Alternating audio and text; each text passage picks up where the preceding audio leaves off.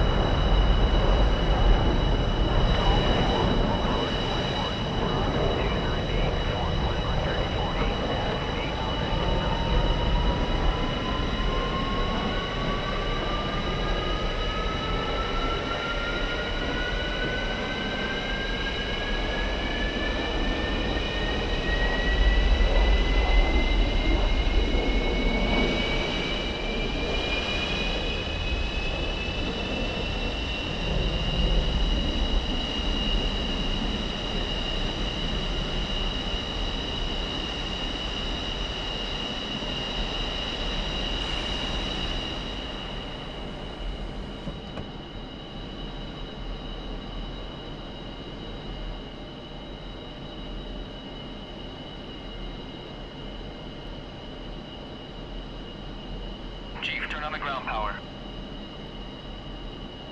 Chief, Copy. turn off the ground power. Copy. Ground power is now off.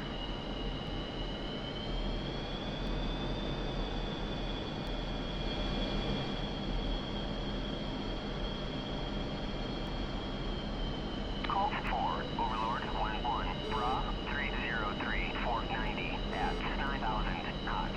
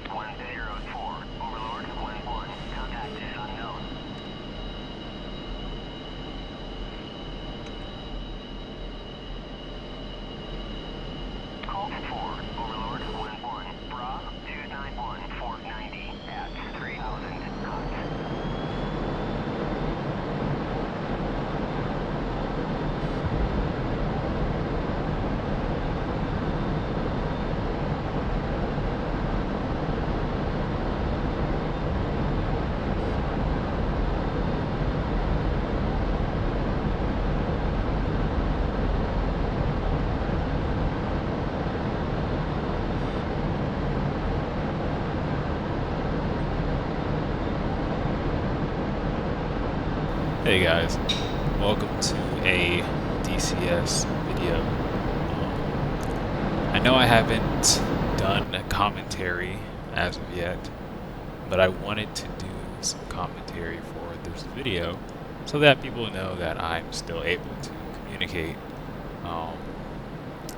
I do have a lot of videos planned for the future that I think will be very good, but they are going to take some time and thought to kind of get going. My mind is kind of running crazy right now because I love this module to death. I absolutely love it. And I've got so many different tactics that I want to try, that I want to explain, that I want to use, that sometimes when I take off in this plane, I'm overloaded because I don't know what I want to try. That's kind of how, I guess, versed I am in the MiG. But I will make some more commentary videos. I have a thought process that I want to use when it comes to making these, but it's kind of hard to do right now because I'm having so much fun. But in this video, what I'm going to be doing is what is called a pop-up attack. I get a lot of my inspiration and tactics from German MiG pilots because that was my dream plane when I was younger. And I really got inspired by how they flew the aircraft, even though they were at a severe disadvantage in the BVR arena when it came to radar implementation. But the way in which they overcame those shortcomings was really amazing to me, which is why I love the MiG so much, and I really study and dive into the tactics a lot. So in this video here, I'm just looking for bandits, and what I employ is what is called we just call it a pop-up attack. There's a detailed explanation of how the MiG pilots, the German MiG pilots, implemented this tactic, but what it involves is being guided to a target via GCI, which is what we should have but don't have, which makes the MiG very out of its element. And with the shoddy DCS AWACS, it really makes it hard to even use the MiG effectively because the callouts are so poor, which is why sometimes it's hard to really make this aircraft work. But essentially here, I'm going to get a call out from the AWACS for a bandit. And the way the pop-up attack works is the GCI gives you a call out for a bandit. Let's just say a Hornet, which is what it was typically in that 90s scenario. So right here, you have a bandit that's 242 for, no, yeah. Is it 242 for 90?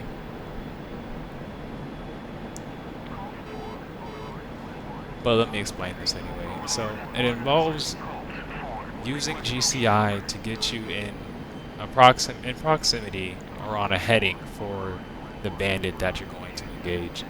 And what the German MiG pilots would do is they would be guided to a bandit via GCI, and they would fly low in terrain mask. So typically they would wait till they would start their terrain mask around 50 miles, about 45 miles. And the goal would be to defeat the bandit's radar, not even defeat its radar, if necessary, defeat its radar, but outmaneuver in a way to where they can press the bandit at full speed.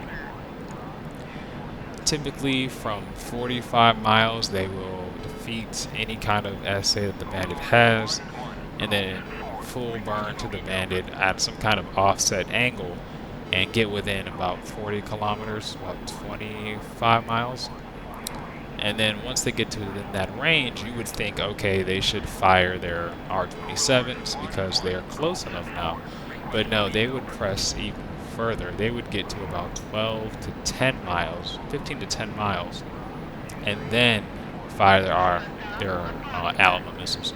The reason being is that they would ripple fire them, and then what this would do is not give the bandit enough time to react.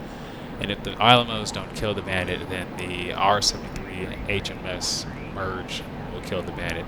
So essentially what I'm doing right here, I got a bandit 233 for 35. I'm at the 30 kilometer mark, which is about close to, I think, 18 miles. And the Germans would have their radar off at this point. So 221 for 27. We're almost there, but not there yet. Now they cut on their radar, they lock up the bandit, and they're firing off 2 Alamos at an offset angle. If the missiles miss, a simulated miss, then they're switching to the helmet-mounted side, and they're merging with the Hornet. This was a textbook example of what they did to outmaneuver bandits, or the Hornets to defeat the AMRAAM in BVR and getting close. But in this instance here, I got a little too excited and did not realize my radar was off, fumbling with everything. But my radar switch is on a wheel, and the wheel is very sensitive, and I didn't realize I'd cut my radar off. But this was an example of the tactic itself. But they would essentially merge with the bandit at a very high speed and burner, switch to the HMS like I do here, and now they're merged with the Hornet. I have transcripts on this and documentation on it, and it works very well. It's mainly the tactic that they had to implement in single ship or 2 ship flights in order to bypass the BVR arena with the Hornets or AMRAAM carrying aircraft, and it was very effective. I mean, very effective. Now there may be instances where you do have to BVR, and there's ways around that too, which is why I said I've got a lot of videos planned in the future for this thing, but I'm really just trying to have fun with it right now. But as far as the MiG itself goes, it's a very capable aircraft, except for when you get into oversaturated environments. I find that when I use the radar, if I am performing a tactic that puts me in a situation where I have to get close to a bandit, if there are other friendlies or any bandits in the area within like 20 kilometers, 20-30 kilometers, which is what I normally engage in, it's hard to determine which bandit is the bogey in question, because you'll get 3 different dashed lines at the 20-kilometer mark on your HUD, and you won't be able to pick out the actual track that you need, which was an issue that the German MiG pilots faced a lot, hence why they didn't really use the radar and rely so much on GCI. But if you do think about the implementation of the MiG-29, that makes sense, because the GCI would lock the target for you. All you had to do was point your aircraft in the general direction. So it'll be interesting to see what happens once we get the laser data link system implemented in the aircraft. But as far as radar goes, I think the radar on the MiG is great. I don't have any problem tracking targets maybe 70-80 kilometers out. It does get a bit tricky, like I said, when you are in a saturated environment, so that's a little off-putting sometimes. And the plane handles well. I love the way the MiG feels. I was telling somebody the other day, when you fly this thing and you take off, like the German pilot said, you could almost feel the plane fighting you when it tries to damper. And it's weird to say, but the MiG, even though this is obviously a virtual game, you can feel the weight of the aircraft. I can't really describe it, but it just feels like I'm actually pulling on a heavy aircraft. I think this is one of the best modules I've flown in DCS to date, next to Heebler's Phantom. I mean, it's absolutely amazing. The pilot model, externally, internally, like first person, the cockpit, the exterior. I mean, everything about this aircraft is just is just beautiful. It feels amazing. But like I said, the radar is a bit tricky when you get close. The maneuverability is great. The helmet-mounted sight is lovely. I know everyone was tired of looking at a green circle float around on your screen. I know I was. So I love the HMS. Um, I mean, I think it's a great plane, but it really took me a while to flying it to actually get some kind of understanding of how I feel about it, unlike every other YouTuber who had it for like 30 minutes and then made a review on it. um, but as far as combat capability, the aircraft is capable if you use it how it's meant to be used. If you're trying to BVR in it, like an F-16 or something, you're not going to do well. It wasn't meant to be used in that manner. So it's very capable. Um, Archers, missiles are good. Haven't noticed any issues with the R-27s. I know people have been mentioning something about it being not as good as it used to be. But when you're firing an R-27 at 10 miles, I mean, I don't really have to worry about that problem. I guess this is a review, but not really. This is more so I wanted to put some communication behind the video so people could actually know that I will continue to actually talk in the future. Um, But yeah, so I love the module. I think it's great. If you're on the fence about it, I think you should get off the fence and get it. I have some friends who were thinking about it and they wanted to hear me review it, and I absolutely love it. I will be flying this aircraft till the end of time.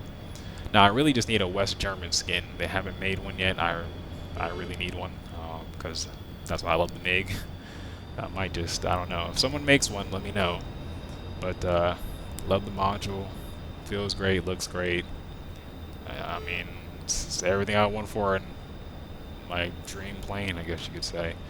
But I just wanted to show what a pop-up attack looked like. And I mean, and there are so many different tactics that the Germans use. I could honestly make 10 different videos on it. You know, how they radar discipline, two-ship tactics. I mean, there's just, you know, managing the radar, because if you notice in this clip, I was trying to switch the altitude knob on the tilt for the radar, and that was a cumbersome thing to do for the German pilots as well. So they found ways to mitigate having to use that so much, which is what I essentially did earlier. But you know, that's another video I could go in depth on. It won't be a long video, but you know, there's just so many little nuances about the MiG. But if you when you learn these things, you will hang with the 4th gen AMRAAM slinging aircraft. Honestly, you will. And I think I've shown that, you know, you can do it. So, because I've seen a lot of posts about, you know, oh, we need a MiG with Fox 3s, but you don't. This was such a good landing. Oh, it was beautiful. Drag chute out. I would end the video here, but I want you all to see how I somehow managed to die after landing the MiG. I just spontaneously combusted, and I did not know why. But if you look at the right side mirror, you'll see a fast approaching object that I did not see after I landed, because I didn't expect it. But yeah, guys, if you made it this far, you know, leave some comments on the video, like it, get it out there, you know, tell me what you would like to see next, what do you want to know about the MiG, you know, how do you want to use it, something, you know. But I won't make any instructional videos just yet because I'm kind of busy on the weekdays, and I'm really just having a good time flying the MiG, honestly. So probably won't get those for a little minute, but I love this freaking plane. And you know, buy it, because if you buy it, ED will, I'm 100% sure, do a flanker next, because it's not something that's out of their wheelhouse from what I've seen. So you know, if you want more red clicky, you know, buy the MiG. You know, support it.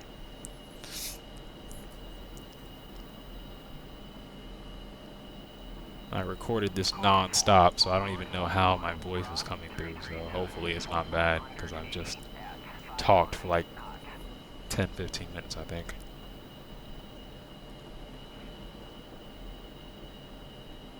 While we're on the subject, I would love for them to do a Lancer, like a MiG-21 Lancer.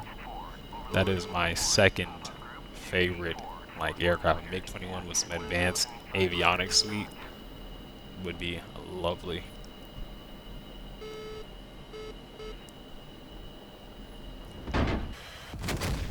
That still caught me off guard. Did y'all see what happened? Alright guys, till next time.